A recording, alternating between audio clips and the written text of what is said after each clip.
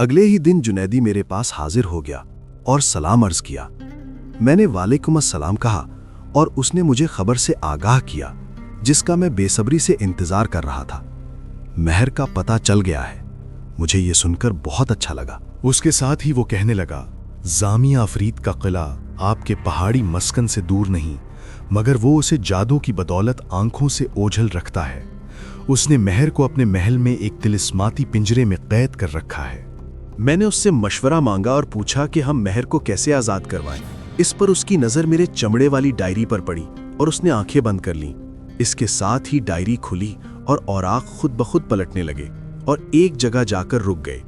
इस पर मैंने डायरी को फर्शी मेज से उठाया और इसको पढ़ने लगा। इस अमल पर लिखा था कि सरकश जिन्नात को काबू करने का तरीका। इसमें बहुत कुछ लिखा था और ये तमाम इल्म एक तरह से पहले किए गए चिल्ले से मुशाबहत रखता था कि इसमें भी मुझे हिसार खींचकर बैठ जाना था और वज़ाइफ करने थे। इनमें दुआएं, हिफाजती वज़ाइफ और कुछ आयाते मुबारका की तिलावत शामिल थी। मैंने इन तमाम को अच्छी तरह याद कर लिया और जहन में दोहरा भी लिया।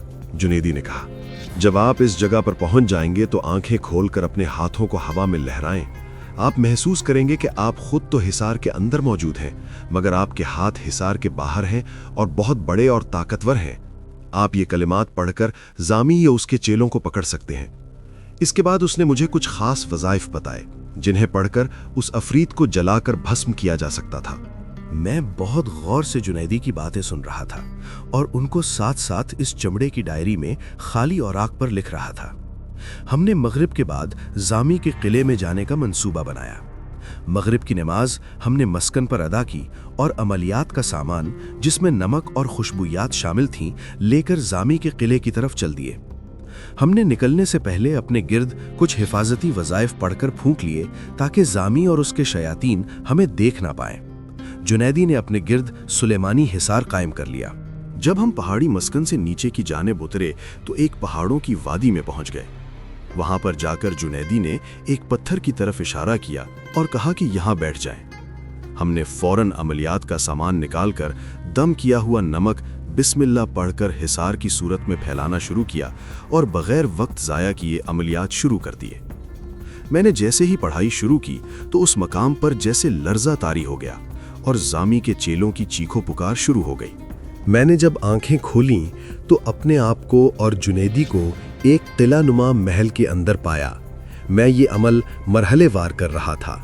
अब मैं वो अमल शुरू करने वाला था जो आम जुबान में जलाली अमलियात कहा जाता है, और वज़ाइफ पढ़ते दौरान दोनों हाथों को हवा में बुलंद किया तो मुझे ऐसे लगा जैसे मैं एक बड़े से देव की तरह हिसार से बाहर जामी के सामने मौजूद हूँ और मेरे हाथों की हरकत जो मैं हिसार के अंदर बैठकर करता हूँ, मेरा ह्यूला हिसार के बाहर एक द्यो कामत ह्यूले की शक्ल में बाहर करता है।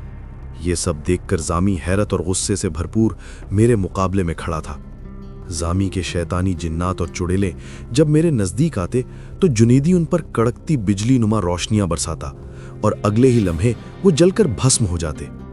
मेरी ज़बान पर अल्लाह का जिक्र जारी था और फिर आखिरी लम्हा आया जब मैंने या काबिज़ो या बासतों का विर्द करते हुए अपने हाथों को हवा में लहराते हुए जामी की गर्दन दबोच ली। इन जलाली अमलियात का असर मेरे दिलो दिमाग पर होता चला जा रहा था और मेरी क़ुव्वत में शदीद इजाफा हो चुका था।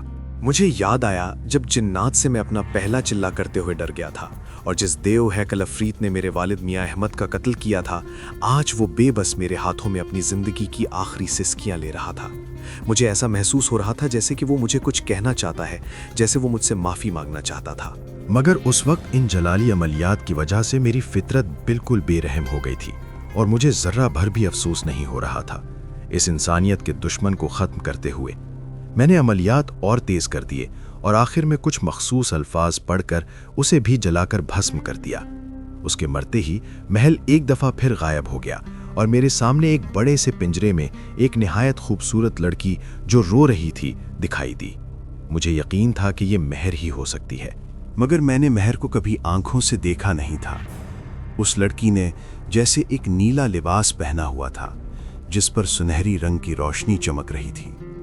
मैंने जुनैदी को देखा तो उसने फौरन बढ़कर पिंजरे की सलाखों को हाथ लगाया और फिर कुछ दिल ही दिल में पढ़कर फूंक मारी तो पिंजरा टूटकर जमीन पर गिरा और फिर गायब हो गया। जैसे ही पिंजरा टूटा तो उसकी नजर मुझ पर पड़ी और वो बेसाख्ता बोल उठी, एहसन, मैं जानती थी तुम जरूर आओगे।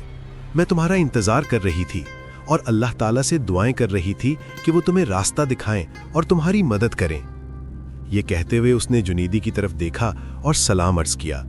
जुनीदी ने कहा, वालेकुम अस्सलाम बेकी। जैसे ही सलाम के बाद महर ने मेरी तरफ इस्तफामिया नज़रों से देखा तो मैंने फौरन जुनैदी से महर का तारुफ करवाया और वो मिलकर बहुत खुश हुई। महर कहने लगी कि मैं यही सोच रही थी कि तुम किसी तरह अपना चिल्ला मुकम्मल कर लो, क्योंकि जामी अफरीद के मुझे अगवा के बाद सिर्फ एक ही दिन रह गया था। महर मेरी तरफ देखकर बातें कर रही थी। मगर मेरे लिए तो जैसे वक्त ही ठहर गया हो। मैं तो जैसे ना कुछ सुन पा रहा था और ना बोल पा रहा था। मैंने आज तक इतनी खूबसूरत और इतनी मुकम्मल औरत कभी नहीं देखी थी। वो वाकई कोकाफ की परियों जैसी दिख रही थी। मेरा कुछ जवाब ना मिलने पर वो समझ गई कि मैं उसको पहली बार देख रहा हूँ, इसलिए कुछ समझ नहीं पा रहा। हम दोनों ही एक दूसरे की तरफ एक खास किस्म का खिंचाव महसूस करते थे। उस वक्त भी मेरे दिल में उसके लिए चाहत कुदरती तौर पर महसूस होती थी, जब मैंने उसको देखा भी नहीं था, और उसके लिए दिल में इज्जत के जज्बात भी मौजूद थे। जुनैदी ने मुझसे इजाज़त तलब की और कहा, आपको जब मेरी ज़रूरत हो तो मैं हाजिर हो जाऊंगा। बुलाने का तरीका तो आपको याद ही है। ये कहकर उसने मुझसे जाने की दरखास्त की। मैंने जुनैदी का शुक्रिया अदा किया। उसके बाद मैंने महर को कहा कि मुझे 10 मिनट दो, ताकि मैं अल्लाह ताला की बारगाह में 2 नफिल शुक्राने के अदा कर सकूं। ये सुनकर वो बहुत खुश हुई और उसका चेहरा जैसे रोशन हो गया। मैंने उसी पत्थर पर 2 नफिल अदा किए जहां पर बैठकर जामी को जहन्नम वासिल किया था। इसके बाद मैं और महर पहाड़ी चोटी पर मेरे आबाई मस्कन की तरफ रवाना हो गए।